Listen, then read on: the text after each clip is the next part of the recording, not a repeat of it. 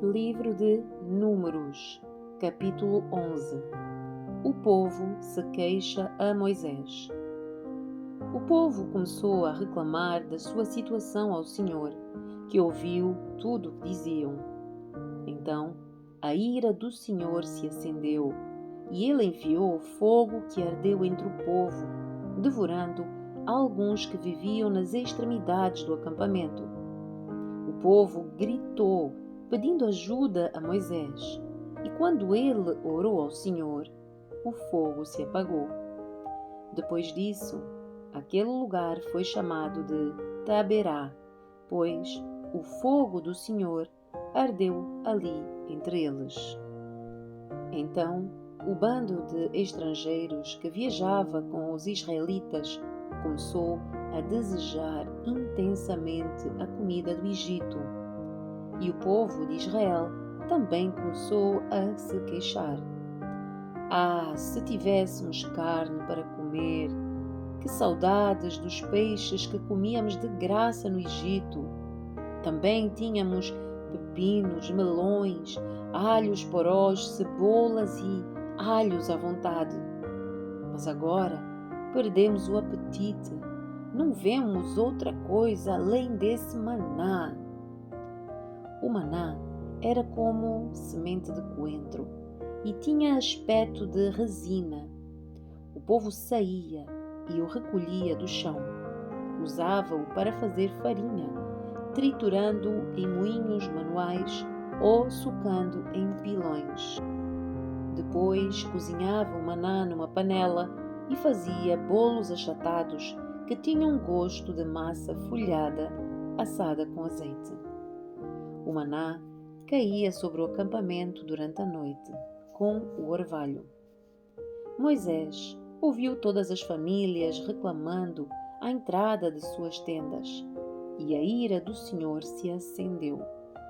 Com isso, Moisés se revoltou e disse ao Senhor: Por que tratas a mim, teu servo, com tanta crueldade?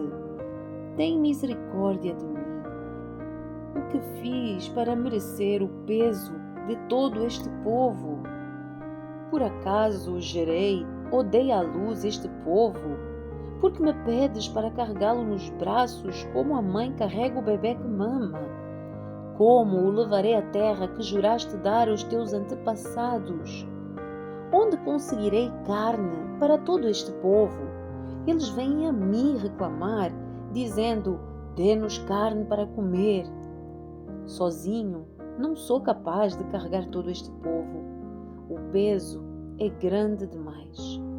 Se é assim que pretendes tratar-me, mata-me de uma vez. Para mim seria um favor, pois eu não veria esta calamidade. Então o Senhor disse a Moisés: Reúna diante de mim 70 homens reconhecidos como autoridades e líderes de Israel. Leve-os à tenda do encontro para que permaneçam ali com você. Eu descerei e falarei com você. Tomarei um pouco do Espírito que está sobre você e o colocarei sobre eles. Assim, dividirão com você o peso do povo para que não precise carregá-lo sozinho. Diga ao povo: consagrem-se, pois amanhã terão carne para comer. Vocês reclamaram e o Senhor os ouviu quando disseram: Ah, se tivéssemos carne para comer! Estávamos melhor no Egito. Agora o Senhor lhes dará carne e vocês terão de comê-la. E não apenas um dia, ou 2, ou 5, ou 10, ou mesmo 20.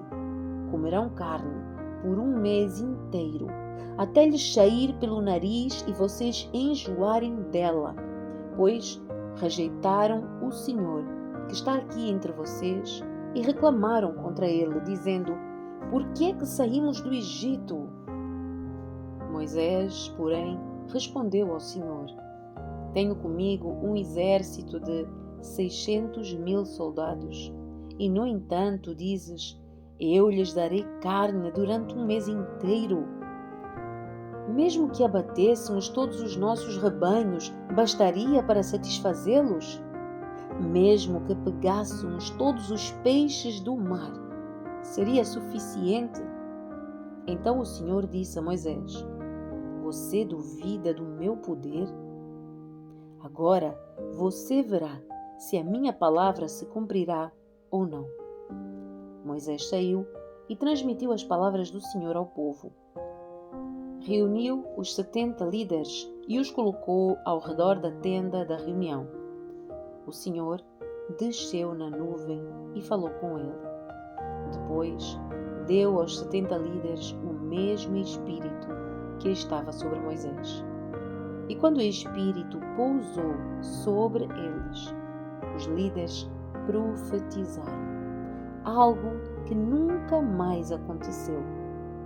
2 homens, Eldad e Medad, haviam permanecido no acampamento. Faziam parte da lista de autoridades, mas não tinham ido à tenda da reunião. E, no entanto, o Espírito também pousou sobre eles, de modo que profetizaram ali no acampamento. Um rapaz correu e contou a Moisés: Eldad e Medad estão profetizando no acampamento. Josué, filho de Num, que desde jovem era auxiliar de Moisés, protestou: Moisés, meu senhor, faça-os parar. Moisés, porém, respondeu: Você está com ciúmes por mim?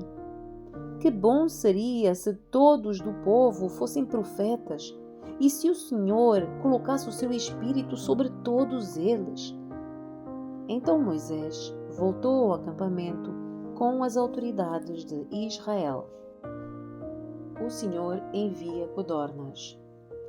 O Senhor mandou um vento que trouxe codornas do lado do mar e as fez voar baixo por todo o acampamento. Numa área de vários quilômetros, em todas as direções, voavam a uma altura de quase 1 metro do chão. O povo saiu e pegou codornas durante todo aquele dia, toda aquela noite e todo o dia seguinte.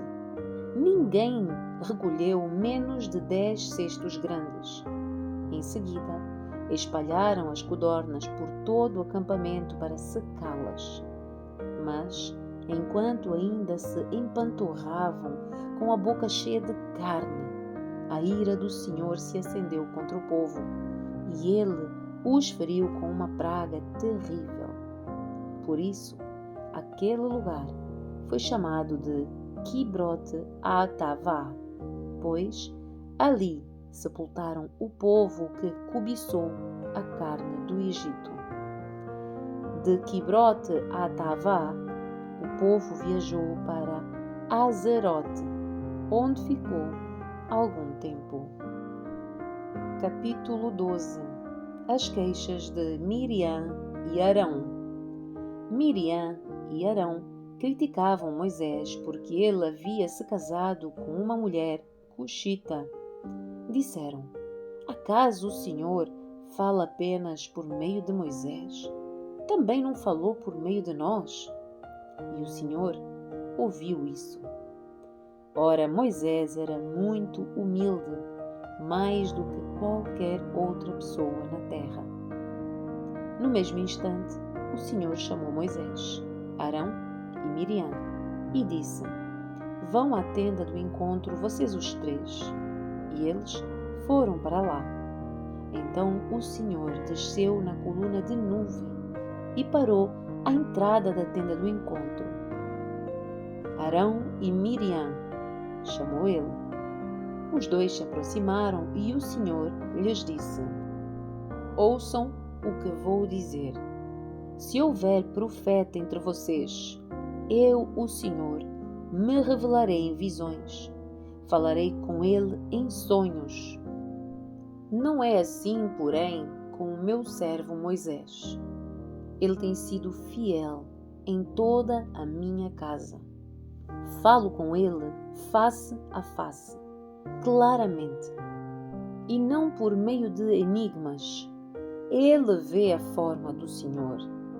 Como vocês ousaram criticar o meu servo Moisés? A ira do Senhor se acendeu contra eles e ele se retirou. Enquanto a nuvem se afastava da tenda, Miriam ficou ali com a pele branca como a neve, leprosa. Quando Arão viu o que havia acontecido com ela, clamou a Moisés: "Ó meu Senhor, por favor, não nos castigue pelo pecado que insensatamente cometemos. Não permita que ela fique como um bebê que nasce morto, já em decomposição."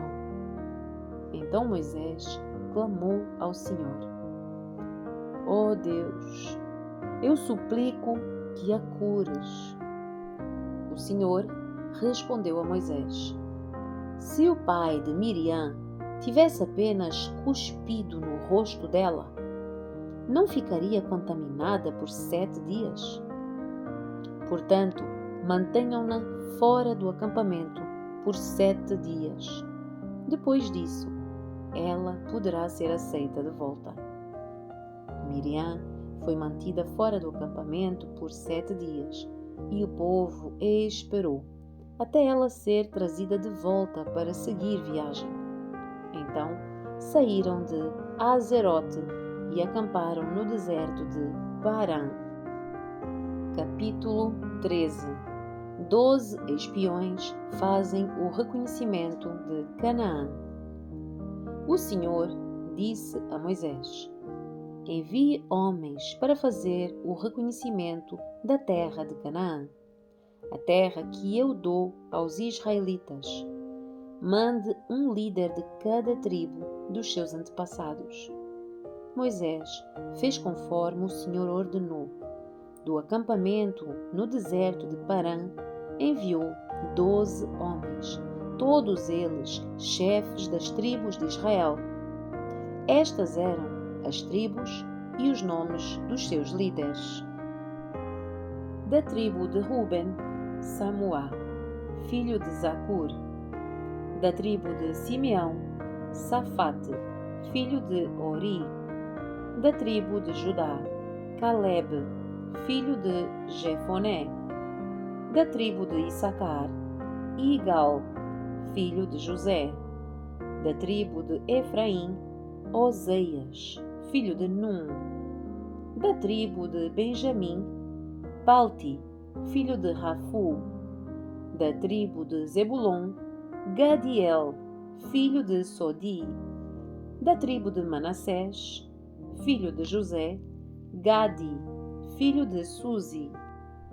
Da tribo de Dan, Amiel, filho de Gemali. Da tribo de Aser, Setur, filho de Micael. Da tribo de Naftali, Nabi, filho de Vovsi. Da tribo de Gade, Geuel, filho de Maqui. Esses são os nomes dos homens que Moisés enviou para explorar a terra. Moisés deu a Oseias, filho de Num, o nome de Josué.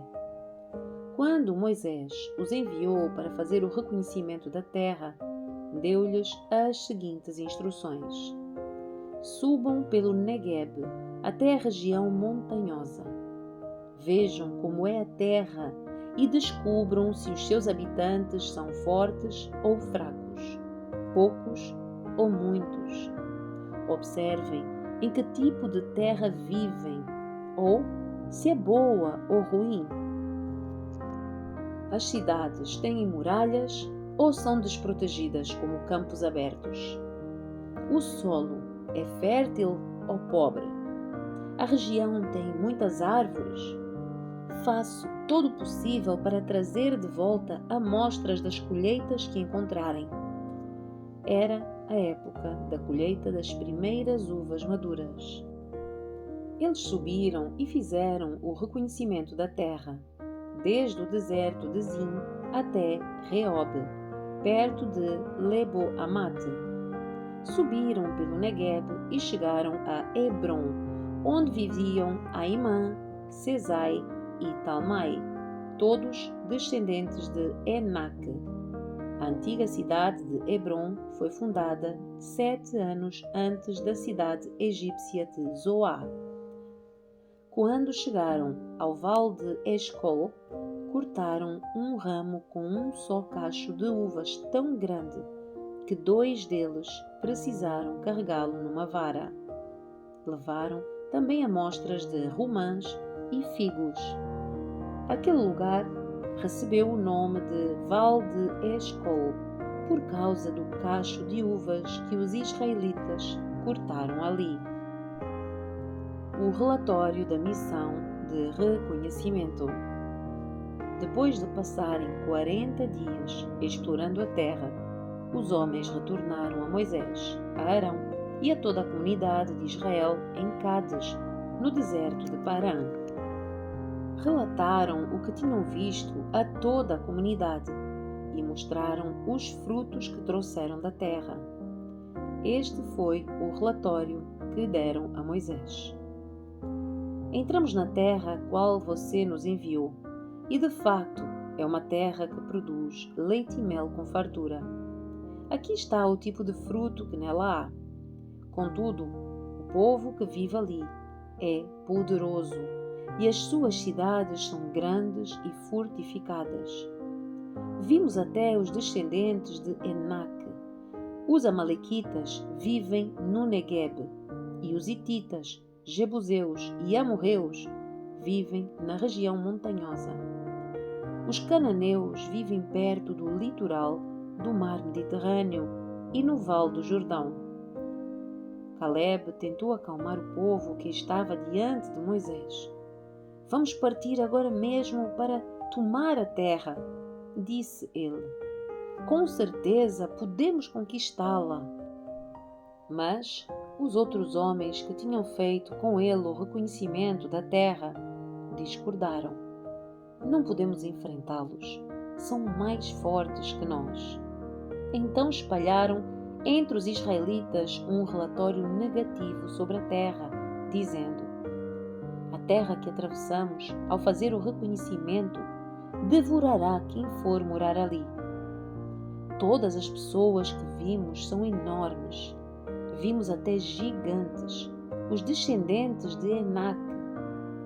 Perto deles, nos sentimos como gafanhotos. E também era assim que parecíamos para eles.